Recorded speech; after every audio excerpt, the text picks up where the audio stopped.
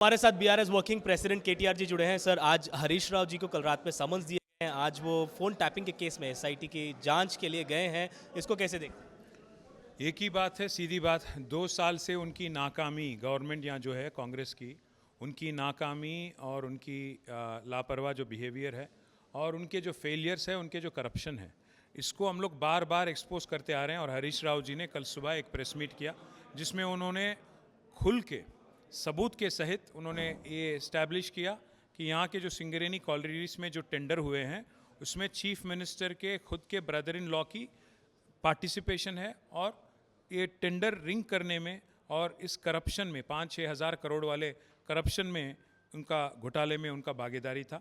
उन्होंने कल सुबह एक्सपोज किया।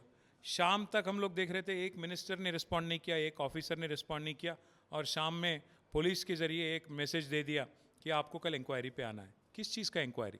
2 साल से तो टाइम पास कर ही रहे हो। एक दिन बोलते हो कि फ़ोन टैपिंग स्कैम, कोई और दिन कहते हैं कालेश्वरम स्कैम, कोई और दिन कहते हैं शीप स्कैम, कोई और दिन कहते हैं फार्मूला ई स्कैम। 2 साल से टाइम पास करना, 2 साल से मीडिया मैनेजमेंट करना, अटेंशन डाइवर्शन करना, यही आता है कांग्रेस को और कुछ नहीं।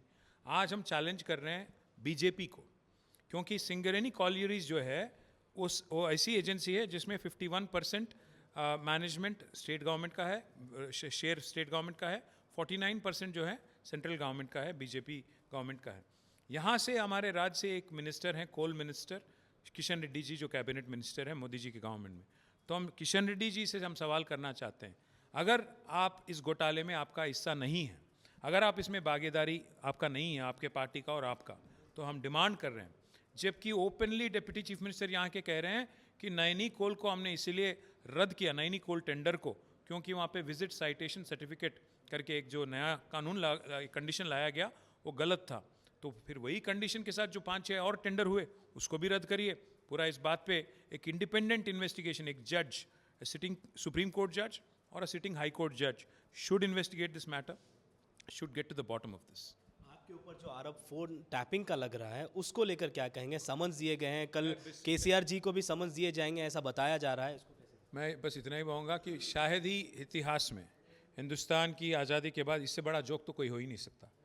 क्योंकि आपको एक बात तो पता होना ही चाहिए, एक आदमी जो 50 लाख रुपए के साथ पकड़ा गया हमारे एमएलएस को खरीदते हुए, उसको हमने पकड़ा था हमारी गवर्नमेंट में, तो उसके मन में ये बैठ गया, एक खुन्नस सा बैठ गया उसके मन में, उसको बस बदले की आग उसको जला रही है, क्योंकि वो पकड़ा गया खुलेआम चोर।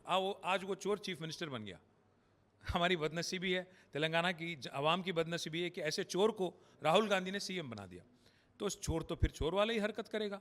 तो आज किसी को नोटिस, कल किसी और को नोटिस, जबकि कोई सबूत नहीं, कोई कुछ नहीं, बस टाइम पास किए जा रहे हैं। मैं राहुल गांधी जी से पूछना चाहता हूँ, बड़े बनते हो संविधान के संरक्षक, कहाँ गई आपकी रीत?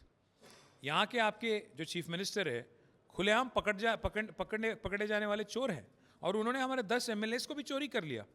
और आप तो बार बार संविधान के संरक्षक बनते हो, कहते हो कि कोई अगर आदमी एक पार्टी में जीत के दूसरे पार्टी में जाता है तो उसकी तो ऑटोमेटिक डिस्क्वालिफिकेशन होना चाहिए।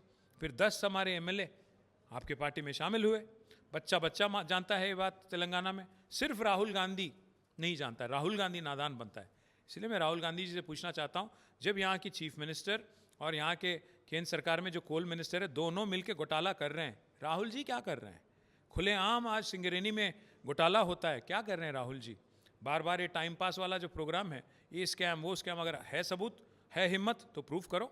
हाँ, डालना है तो जेल करो या जो करना है करो। सर, एमएलए डिफेक्शन को लेकर जो हाल ही में कुछ एमएलएस को क्लीन चिट दी गई, डिसमिस किया गया, डिस्क्वालिफिकेशन पिटीशन जो डाला था, उसको कैसे? मैं बस यही कहूँगा कि महाभारत में हमने सुना था कोई धृतराष्ट्र नाम का एक राजा था जो देखते हुए भी नहीं देख सकता है, तो वही हालत है यहाँ का भी। यहाँ के चीफ मिनिस्टर की जो प्रेशर है उसमें हमारे यहाँ के स्पीकर, ऑनरेबल स्पीकर धृतराष्ट्र बन गए।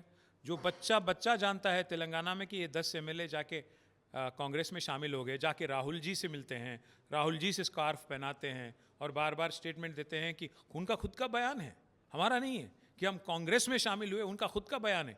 ये देख के भी अगर स्पीकर क्लीन चिट देना चाहते हैं हमको, तो हम क्या कहें उनको? धृतराष्ट्र कहें कि क्या और कहें? इसलिए बस हम इस बात को यही नहीं छोड़ेंगे, फिर जाएंगे हाई कोर्ट, सुप्रीम कोर्ट, जितने दिन लड़ना होगा इंसाफ के लिए लड़ेंगे और इंसाफ हासिल करके रहेंगे। एक आखिरी सवाल सर, म्युनिसिपल चुनाव आने वाले हैं, हैदराबाद जीएचएमसी को एक्सपैंड किया गया, मलकाजगिरी, साइबराबाद और हैदराबाद कॉरपोरेशन बनाने की बातचीत की जा रही है। अभी तक कोई ऑफिशियल अनाउंसमेंट नहीं आया है, लेकिन आपकी तरफ से सिकंदराबाद बचाओ रैली की गई थी। क्या मुद्दा है, क्या आपका डिमांड? नहीं, मुद्दा तो साफ है। हैदराबाद और सिकंदराबाद को ट्विन सिटीज़ करके आज नहीं बल्कि सैकड़ों साल से, मतलब 200 साल से ज़्यादा ट्विन सिटीज़ के नाम से ये शहर मशहूर है। तो ऐसी शहर जहाँ ट्विन्स, एक हैदराबाद है, दूसरा ट्विन है सिकंदराबाद, उसका अगर आप नामो निशान मिटाना चाहते हो, ये तो सरासर गलत है। हैदराबाद कॉरपोरेशन एक था जिसमें सिकंदराबाद भी एक हिस्सा था, तो कोई किसी को इतराज़ नहीं था। हमारी इतराज़ इस बात से है कि आज सिकंदराबाद की आप आइडेंटिटी पूरा उसको पूरा मिटाना चाहते हो, ये गलत है। ट्विन सिटीज़, ट्विन इंजन्स यहाँ तेलंगाना और के जो डेवलपमेंट में कंट्रीब्यूट करते हैं, ऐसे शहरों को अलग करना, इनको एक का नाम को पूरा तमाम करना, ये अच्छी बात नहीं है। इसलिए हम डिमांड करते हैं राज्य सरकार से कि ऐसे तुगलक काम ना करें। इससे पहले तुगलक ने भी ऐसे ही काम किया था, दिल्ली से कैपिटल शिफ्ट करने की बात की थी, आज वही काम आप कर रहे हो, गलत है। सिकंदराबाद की आवाम के साथ और हैदराबाद की आवाम के साथ, उनकी मनोभावना के साथ एक खिलवाड़ करना अच्छी बात नहीं है।